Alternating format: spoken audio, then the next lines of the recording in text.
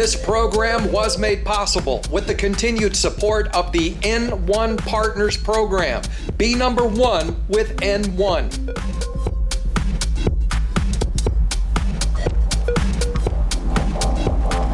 Hello, my dear friends out there. It's another cold, wet, dreary day here in the Pacific Northwest. But spring is almost upon us. Until it gets here, however, we have industry news to help keep us warm and possibly light a fire under your ass. So off we go to the United Kingdom, where our dear old friend Andrew Rhodes is back in the news. He will officially step down from his position as CEO of the UK Gambling Commission on April 30th. Why does he always look like you just caught him looking at porn on his phone? Or maybe like he thought it was a fart, but it wasn't. I digress. And after weeks of speculation about his new job, where he's going to go after the commission, we finally have an answer. Mr. Rhodes is going to be a consultant at the recently established Hawkbridge advisory firm in the UK. He will provide strategic advice to gambling and online gambling companies. Yeah. And while you are perfectly justified and not alone to worry about a huge conflict of interests, the UK Gambling Commission says, there's nothing to see here. So, to recap and be clear, the person who currently holds the highest regulatory office for gambling in Britain is now going to be giving advice to the very companies he's currently regulating for money. Well, what could possibly go wrong with that? But don't worry, says the commission, Mr. Rhodes is bound by confidentiality restrictions, including information and on matters associated to his current duties, to which I say, bullshit. Bullshit, bullshit, bullshit. And for those of you keeping score at home, that's a triple bullshit.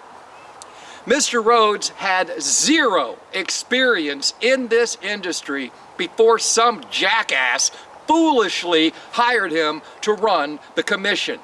So I ask you, what advice could he possibly give to a gambling company, and what could he possibly consult with those gambling firms about that did not come directly and exclusively from his time at the commission?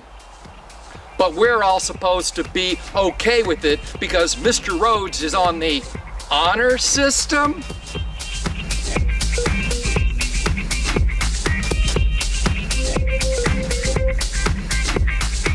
Stop settling for restrictive terms and start reaping the rewards of the K&G partners. They offer no negative carryover or activity quotas, helping you keep more of your hard-earned commissions, plus up to 37.5% effective rev share and some of the fastest payouts in the industry. Start winning the affiliate game. Start working with K&G partners.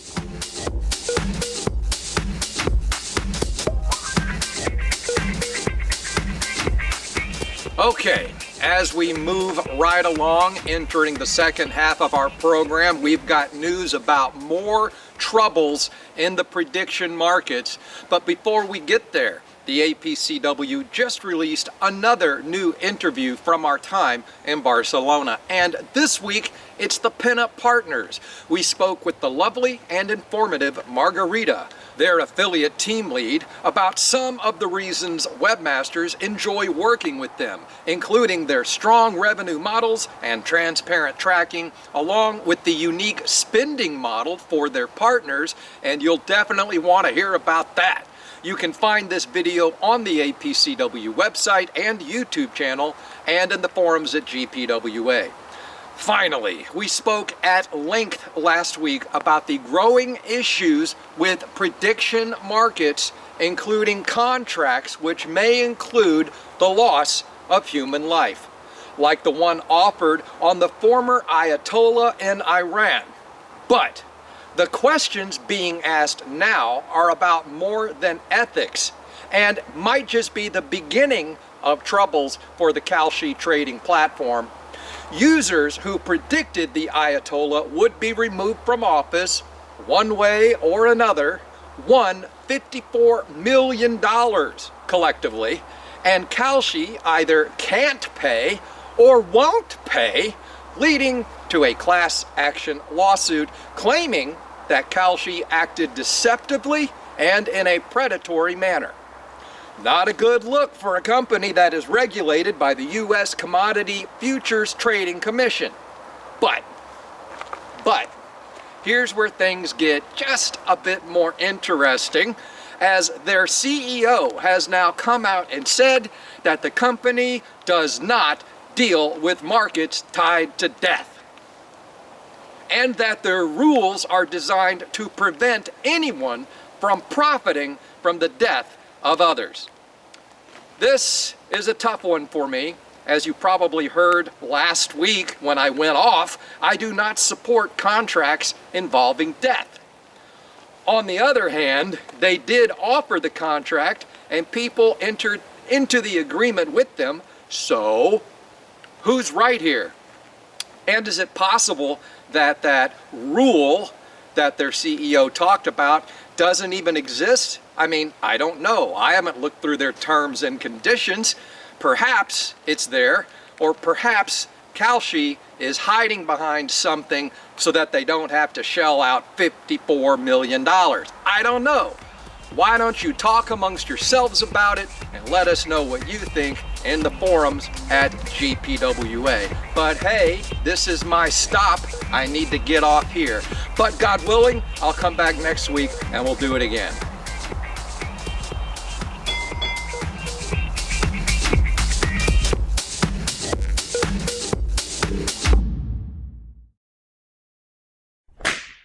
As we move into the second half of our program, we are, well, there it is.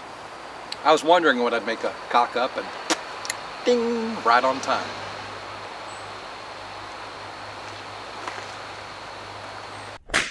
The APCW just released another, I'm going to do that again.